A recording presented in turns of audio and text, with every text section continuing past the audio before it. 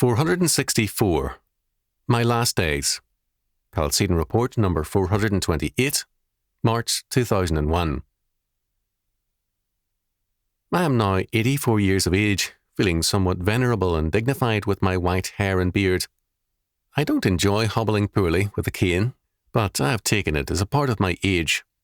Well, a year ago, during my weekly 2 hours with my physical therapist, I saw the previous patient walk out. She was a woman in her mid-90s. She had fallen down a flight of stairs and broken 13 bones. Now she was well and walking normally. I felt like a weak young punk by comparison. Well, compared to the rest of the world, we routinely come out badly.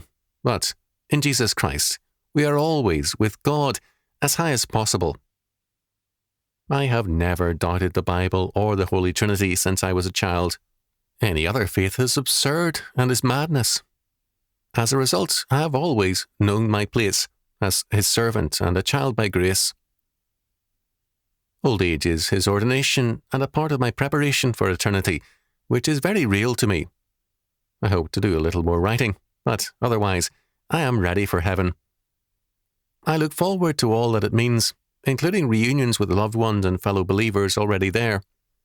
Death is the greatest adventure. I don't enjoy my hobbling and sometimes attendant pains, but I know that the best is yet to come. God's grace is an amazing thing. I have known it and will know yet far more. Dying is a part of the fall, and yet it places us forever beyond the fall.